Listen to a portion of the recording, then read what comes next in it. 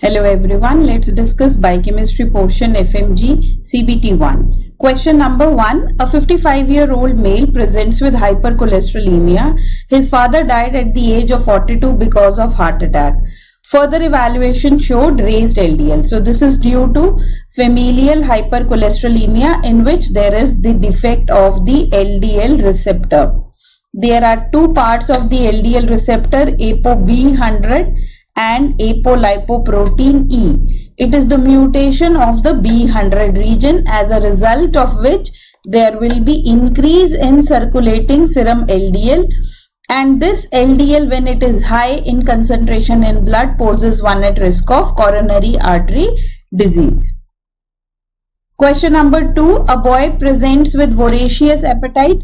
Voracious appetite is a feature which is seen commonly in marasmus. There is deficiency of both protein as well as energy.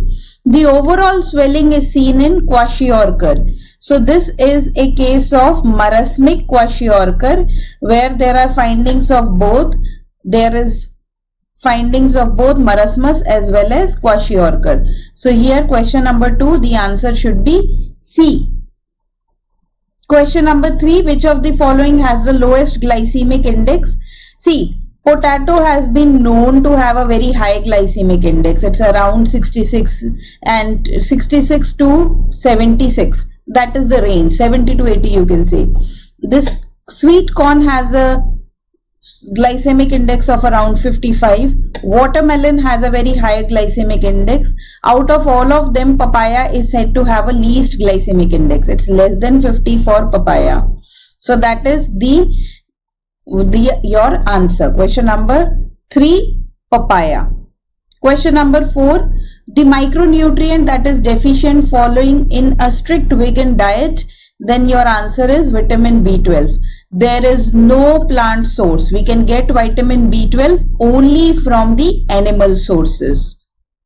Question number 5. A patient presents with a history of numbness on both the arms with loss of temperature, pressure on both sides and showing hypersegmented neutrophils.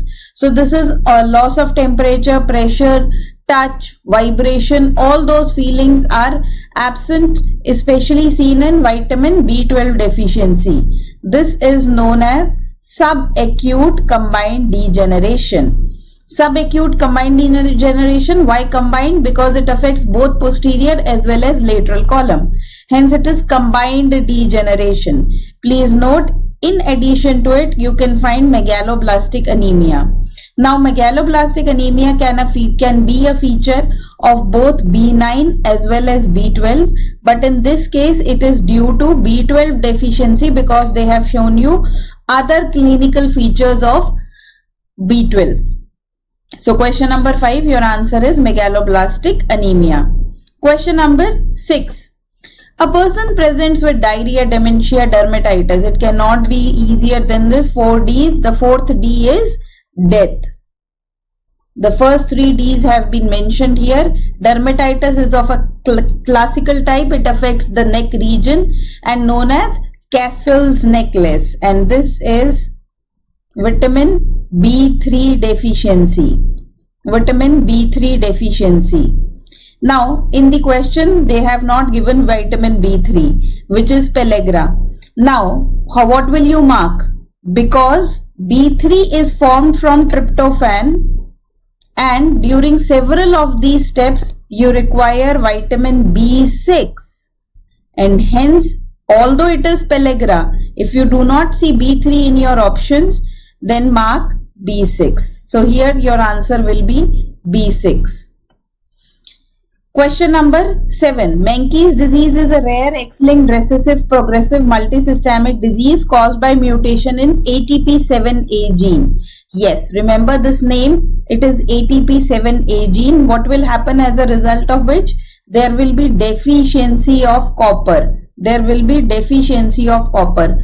Now, what is the function of this ATP7A gene? It produces a protein which is responsible for copper to come out of the cell, and this ATP7A protein is defective, As a result, what will happen? Copper will keep on accumulating inside the cell. So that is seen in Menkes disease or kinky hair disease. Your answer is copper deficiency. Question number 8. The precursor molecule for cholesterol synthesis, not only cholesterol, for any type of lipid, whether it is fatty acid, ketone bodies, cholesterol, triacylglycerol, phospholipid, they all require acetyl-CoA. Remember, acetyl-CoA can form all types of lipids, yes, but it can never form glucose. Write down a big glucose and put a big cross over it so that you remember that glucose is never formed from acetyl-CoA. Very important. Question number 9. Which of the following is true for postprandial state? In postprandial state, there is high insulin and there is decrease in glucagon. First, form your answer. Let's see which of them is matching. Here in the given options, answer A is your correct option. So in postprandial state, immediately after eating food, there will be around 2 hours. We will call it postprandial, after which insulin will decline. When the insulin decline, it is no more postprandial. So it will be increase in insulin and decrease in glucagon. Question number 10. Which of the following activity is low in thiamine deficiency? Another question which the answer to which will be still same. Which of the following enzymes is used to assess vitamin B1 status of an individual? The answer is transketolase. So whether the question is asked thiamine directly or to assess thiamine deficiency, your answer is same. It is transketolase. Similarly, note for B2, it is this option. If I have to assess vitamin B2 status of an individual, I will go for RBC glutathione reductase activity. Very important 2 questions. Question number 11. The enzyme that is active in hepatocyte is, there are 4 variants of hexokinases as given in the options, hexokinase 1, 2, 3 and 4. It is the 4th variant which is also known as glucokinase. This glucokinase is present in the liver. So the enzyme which is present in the liver is hexokinase 4, same as glucokinase. Question number 12. A 65-year-old chronic alcoholic presents with pain in first metatarsophalangeal joint. Oh, this is gout. The drug allopurinol used should in this condition acts by inhibiting which of the following? So what allopurinol does is, allopurinol is our prodrug. It's a prodrug which in the body gets converted to alloxanthine. It gets converted to alloxanthine. This alloxanthine binds to the enzyme xanthine oxidase. It goes and binds to the substrate binding site of the enzyme xanthine oxidase. Instead of substrate binding to the site, alloxanthine will go and bind to the xanthine oxidase. Please note, as a result of which what will happen? Now xanthine will not be able to bind to xanthine oxidase. And what was xanthine going to do? Normally this enzyme converts xanthine to uric acid. Now because this enzyme has been inactivated by binding of alloxanthine to it, so alloxanthine goes and binds to the substrate binding site of the enzyme and never leaves the enzyme. And which enzyme it binds to? Answer is xanthine oxidase. This kind of suicide enzyme inhibition is, classical example is allopurinol. Suicide ही हो गया enzyme का. So the substrate goes and binds to the enzyme but never leaves the enzyme. As a result, xanthine will accumulate and uric acid will never be formed.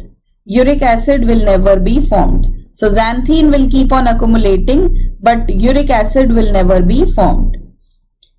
Question number 13. Which of the following enzyme requires copper? Write down a mnemonic: salt. superoxide dismutase, amine oxidase, lysyl oxidase, and tyrosinase. So the answer is tyrosinase. This is a copper dependent enzyme. Hence, tyrosinase mutation or copper deficiency can result in a disorder known as albinism, because ultimately this tyrosinase is going to form DOPA, and DOPA via series of reaction forms melanin, the pigment that gives us our color. Question number 14. A 45-year-old patient presented with high anion gap metabolic acidosis is diagnosed with defective PDH complex. So it is a diabetic ketoacidosis patient. Which of the following dietary advice is given in this case?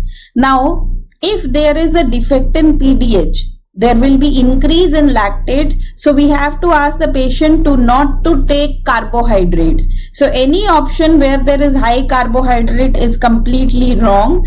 High fat, low carbohydrate diet. Now high protein, low carbohydrate diet, that is more advisable as compared to high fat, low carbohydrate. More of the fat can put one at risk of coronary artery disease. So we have to choose low carbohydrate, but it has to go with high protein.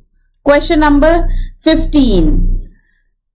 This question is one of my favorite questions and is favorite in all types of board examinations. So this question depicts you have a competitive enzyme inhibitor. Always remember, if the graph is showing a cross, there is competition and this is competitive enzyme inhibition. Even if you do not remember that Km for competitive enzyme inhibition increases, Vmax remains same, try to remember from the graph.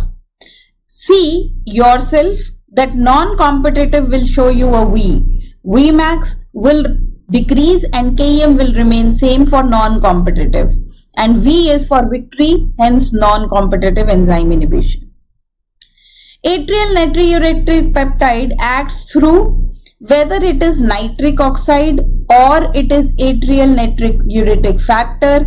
They all act through a second messenger. They themselves are water insoluble, hence they cannot cross the membrane, but they will act through cyclic GMP.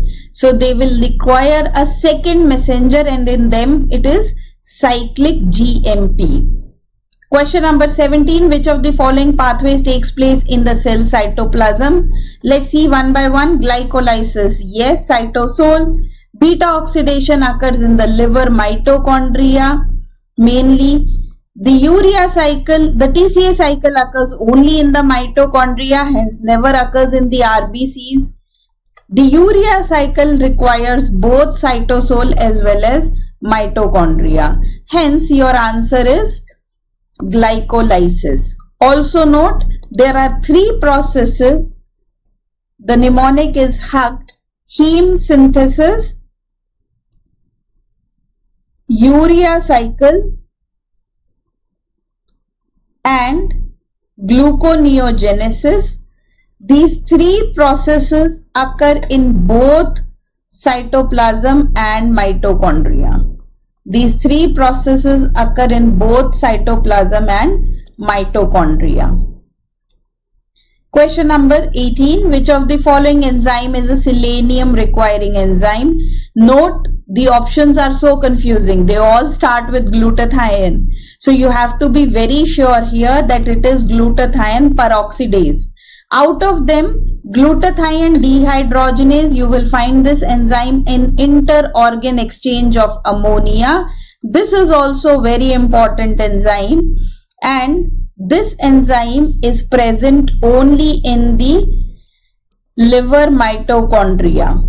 Please note, glutathione peroxidase and reductase are cytosolic enzymes. They are found in most of the tissues where the HMP shunt is active, especially in RBC. Glutathione peroxidase of this is a selenium containing enzyme, and glutathione reductase is a vitamin B2 containing enzyme. The last enzyme, option B, which is given, is just to complete your options. not a very significant enzyme. So with this, we have covered your CBT session. Thank you.